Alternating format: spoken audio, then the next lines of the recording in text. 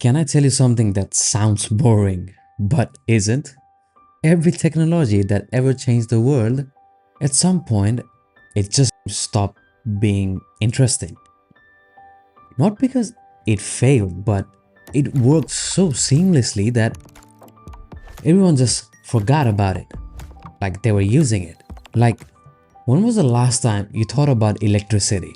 Not as a concept, not in a TED Talk way, but in a way that when you turn on the lights, you went, wow, electricity. You didn't because it's just there. It's infrastructure. It's the everything else that runs on but nobody talks about. The internet did the same thing. There was a moment in the late 90s where internet was almost everything. Magazines, conferences, investors losing their minds, and then it became the internet, the thing you just use. The thing your nan use it without thinking about it. And I think it's about to happen to AI. And I don't mean that as a criticism. I mean it as the most important thing that you could possibly understand to see where this is all going.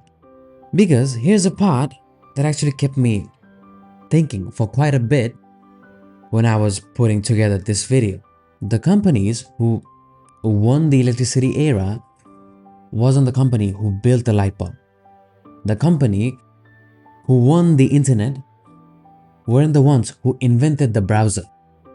They were the ones who built the boring stuff underneath. The grid, the pipes, the infrastructure, nobody glamorized, but it was very needed. In that same race, the quiet one, the unglamorous one, is already happening with AI right now. Most people watching the wrong thing to even see it. And that's what this video is about. So, there's actually a name for the pattern I just described. It's called the hype cycle. And it was mapped out by a research firm called Gartner back in the 90s. And honestly, as frameworks go, this is one of the most important ones. The idea was very simple. New technology arrives, expectations go completely insane, way beyond than what the technology can actually deliver yet. Then reality hits, expectations crash, and it's called as dead or overhyped. And then this is the part the people always skip. It quietly matures, gets cheaper and gets reliable. And get this, it gets boring. And then it is everywhere, all over. And every major technology followed this arc, without an exception. Electricity, cars, mobile phones, internet, the pattern doesn't really change at all, just the time scale. And here's the thing about AI that I think is worth saying plainly. We are not at the boring part yet, not yet. But we are, for the very first time, close enough to see it actually from here.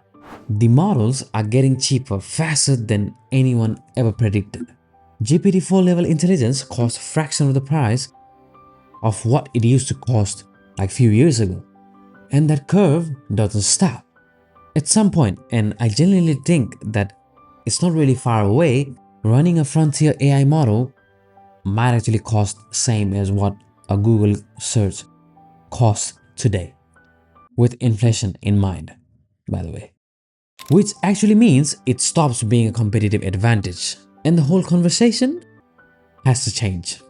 Okay, here's a part of the story that actually never makes it into the exciting version. Edison gets the credit for electricity. And look, fair enough. The light bulb is genuinely remarkable. It is one of the greatest inventions in our history. But Edison didn't really win the electricity era, actually not in a way that it really matters. The people who won were the people who actually discovered the distribution process. Like, how do you actually deliver this thing? Transmission lines, substations, the deeply unsexy version of engineering that deliver electricity to every city, to every building, without actually killing anyone. Nobody wrote magazine covers about that. Nobody gave speeches about it. But that's where the real money went, and it stayed.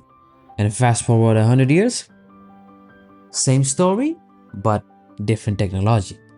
Netscape built the browser.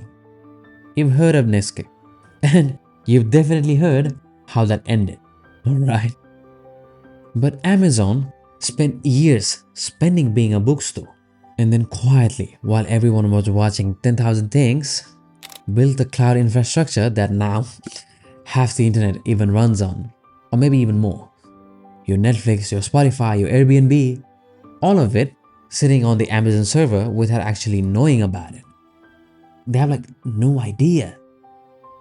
Nobody gives a fuck until it stops working. And at some point, it stops being a coincidence and starts being a pattern. The inventors gets the fame.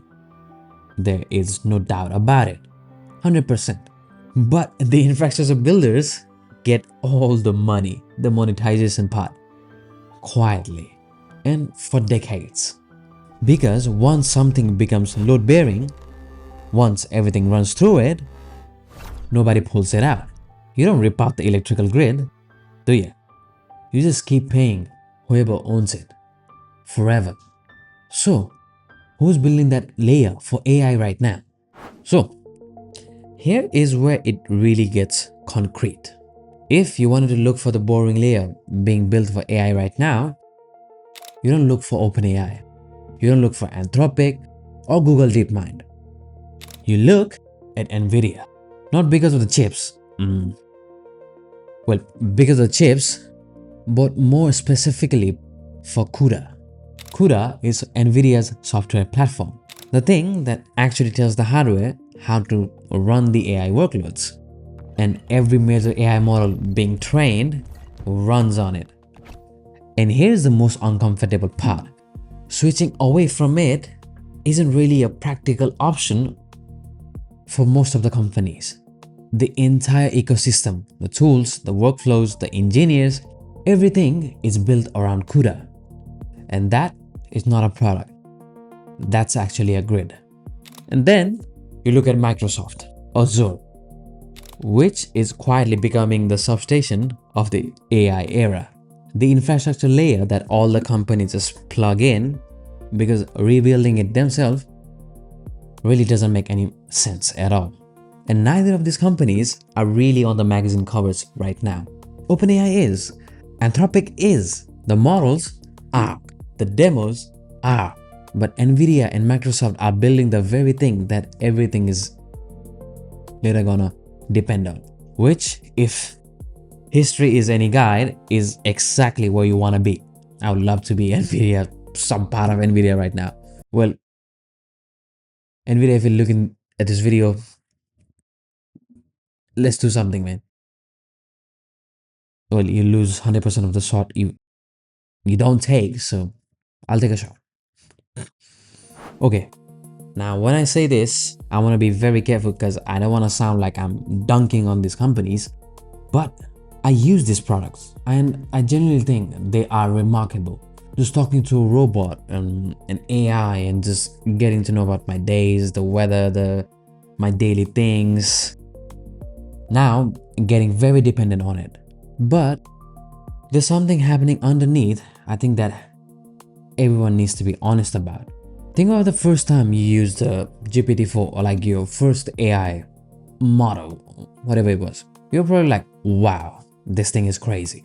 I was mind blown, and I'm pretty sure like a lot of people were.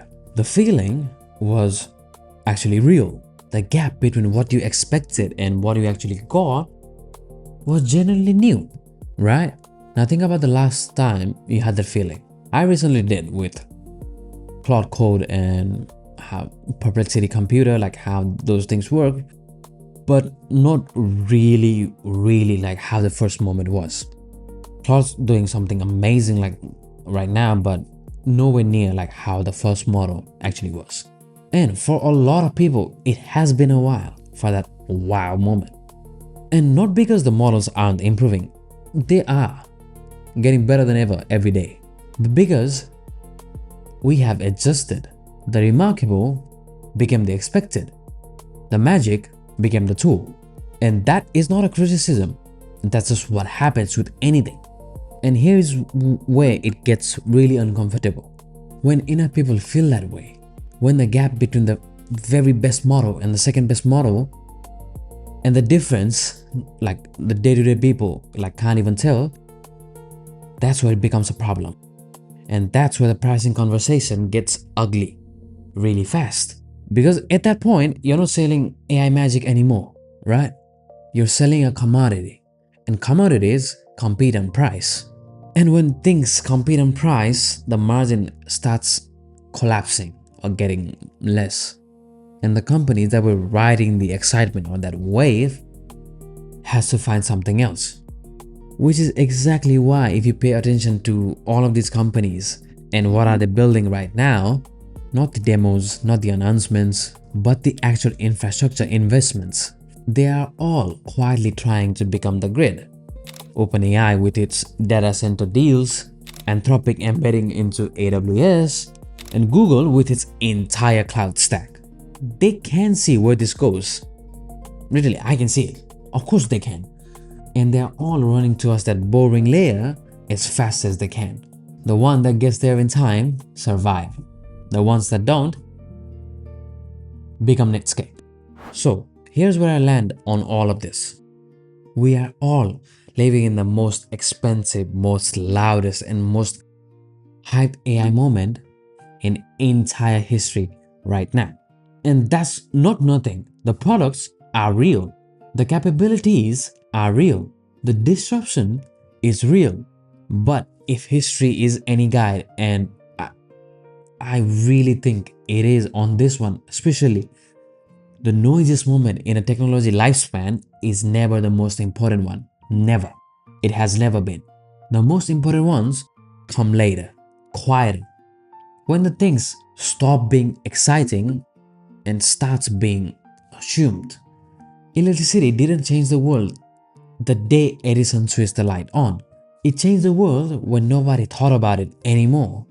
And I think that day is coming for AI. Sooner than the people on magazine covers really want to admit. Really. And when it does, the companies nobody's writing about right now, the ones building the grid, the ones building the infrastructure, that everything else will eventually plug into. Those are the ones that really matter. And that's been true every single time. And I don't see a strong reason that why this time would be different. This is the last video in the series. First one was about what AI is quietly doing to how you think personally. Second one was about what it's doing at a country scale, geopolitical. This one was about where it's all actually headed. Underneath the hype, underneath the race, underneath the noise. If you watched all three, that generally means something. Thank you very much. If you didn't, the other two are linked below.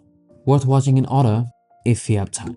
Subscribe if you want more of this, and give me more ideas if there's something interesting to you guys. I'm not trying to make content. I'm trying to make something that's genuinely worth watching. That's genuinely worth your time. See you in the next one. Bye.